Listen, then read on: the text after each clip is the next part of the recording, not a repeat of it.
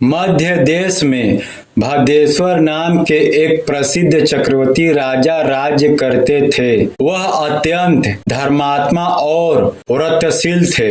उन्होंने तपस्या और व्रतों से अपने जीवन को पवित्र बनाया था। उनका आचरण सदा न्याय के अनुसार होता था। वे अत्यंत शांत और दयालु स्वभाव वाले थे। एक समय की बात है, राजा भद्रेश्वर के बाएं हाथ में श्वेत कुष्ठ रोग हो गया, जो धीरे धीरे बढ़ने लगा। अनेक वैद्यों ने उपचार किया, परंतु औषधियों से रोग मिटने के स्थान पर और अधिक स्पष्ट दिखने लगा। यह देखकर राजा को बड़ा दुख हुआ। उन्होंने मंत्रियों को बुलाकर कहा, मेरे शरीर में पाप का ऐसा चिन्ह प्रकट हो गया है जिसकी लोक में निंदा होती है। यह मेरे लिए असह्य हो चुका है, इसलिए मैं अपने राज्य का परित्याग करना चाहता हूँ। यह सुनकर मंत्रियों ने कहा, महाराज, यदि आप ही राज्य का परित्याग कर देंगे तो प्रजा का भविष्य अंधकारमय हो जाएगा, इसलिए आपको ऐसा विचार नहीं करना चाहिए। प्रभु, इस रोग को दूर करने का एक उपाय है। राजा के पूछने पर मंत्रियों ने कहा, राजन, आप भगवान सूर्य की आराधना कीजिए, वहीं इस भयंकर रोग से आपको मुक्त कर सकते हैं। आप अपने राज्य में ही रहकर श्रद्धा और नियम पूर्वक सूर्यदेव की उपासना करें, इससे आप पाप से मुक्त हो जाएंगे। उसी दिन से राजा ने सूर्यदेव की भक्ति आरंभ कर दी। वह प्रतिदिन विधि पूर्वक सूर्य की पूजा करते थे। मंत्र पाठ, नैवेद्य, फल, अर्घ्य, अक्षत, जपा पुष्प, मदार के पत्ते, लाल चंदन, कुमकुम, सिंदूर, केले के पत्ते और फलों से वह सूर्यदेव को प्रसन्न करते रहे।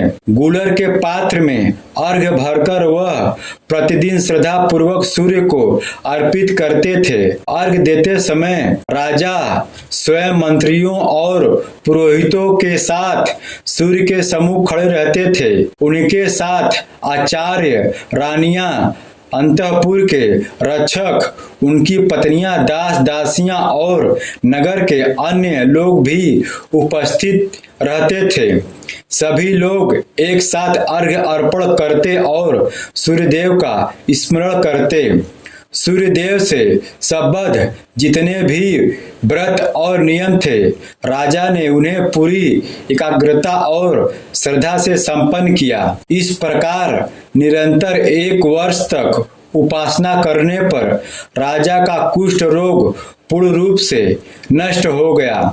उनका हाथ पहले की भांति सुंदर हो गया। रोग से मुक्त होने के बाद राजा ने निश्चय किया कि संपूर्ण राज्य में प्रभात काल सूर्यदेव की पूजा और व्रत का प्रचार किया जाए। उन्होंने अपने राज्य के सभी लोगों को सूर्योपासना के लिए प्रेरित किया। लोग कभी हविष्यान्न खाकर और कभी निराहार रहकर सूर्यदेव की पूजा करने लगे। इस प्रकार जब संपूर्ण प्रजा द्वारा भगवान सूर्य की पूजा होने लगी तो सूर्यदेव अत्यंत प्रसन्न हुए। वह राजा भद्रेश्वर के समक्ष प्रकट होकर बोले, राजन, तुम्हारे मन में जो इच्छा हो उसे वरदान के रूप में मांग लो। मैं तुम्हारे तथा तुम्हारी प्रजा के कल्याण के लिए उपस्थित हुआ हूँ। राजा ने विनम्रता से कहा, प्रभु, आप सबको नेत्र प्रदान करने वाले हैं। यदि आप मुझ पर प्रसन्न हैं तो ऐसी कृपा कीजिए कि हम सब लोग आपके समीप रहकर सदा सुखी रहें। सूर्यदेव बोले, राजन, तुम्हारे मंत्री, पुरोहित, रानियां, परिवार के अन्य लोग तथा नगरवासी सभी शुद्ध होकर कल्प पर्यंत मेरे रमणी धाम में निवास करेंगे। फिर भगवान सूर्य अंतर्धान हो गए।